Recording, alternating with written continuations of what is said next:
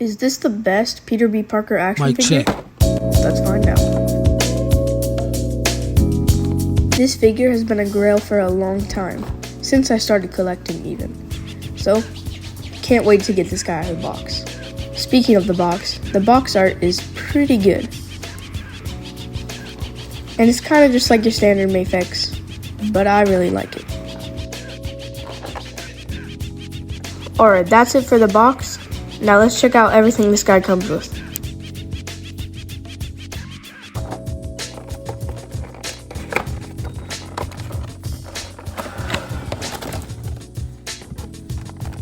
Wow, this guy comes with a ridiculous amount of accessories. Let's get this guy out of the box and take a closer look at everything he comes with. He comes with a stand and instructions. The stand is really nice to have, but I don't think you'll be needing the instructions. Wow, this guy comes with so many cool accessories. The best thing about this figure, you have so many options.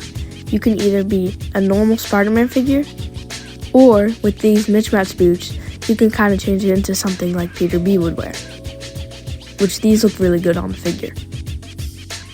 It came with these bare feet, which I thought was kind of funny, and these magnetic boots. I'll show you how they work later in the video. It came with a bunch of webs, including 2 long grabbing webs, which kind of bend, 2 long shooting webs, and 2 short shooting webs. A mask accessory he can hold, and this really nice Peter B. Parker head sculpt. It looks so accurate to the movie. We have this half masked up head, which looks really good, and you have 2 fully masked heads. You have a standard expression, and you have a more squinted one. Moving on to hands, you have relaxed hands, web grabbing hands, splayed out hands, punching hands, wall crawling hands, and 2 more pairs of wall crawling hands, but one of them is magnetic. Again, I'll show you the magnets later in the video.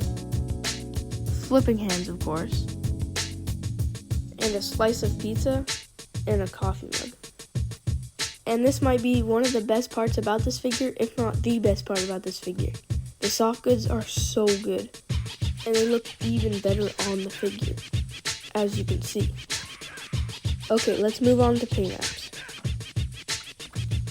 Again, the head sculpt on this figure is just insane. It captures the likeness of Peter B. Parker so good.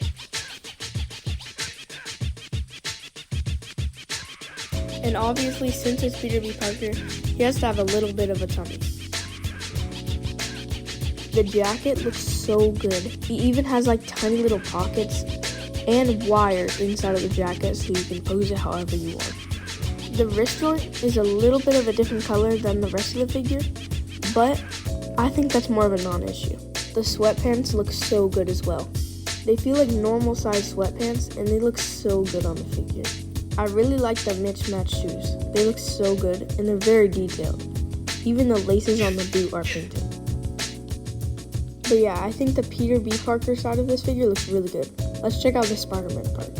The web lines are sculpted into the figure and it gives us really good detail. There is a Marvel logo on the back, which is kind of annoying, but is also more of a non-issue. There's texture all over the suit and it literally looks like it was ripped straight out of the movie. It looks amazing. The neutral Spider-Man head sculpt looks so good as well. The spider logo on the front and back are both sculpted, which is really cool. But yeah, that's all for the paint apps. I think this figure is really good visually. Let's move on to articulation.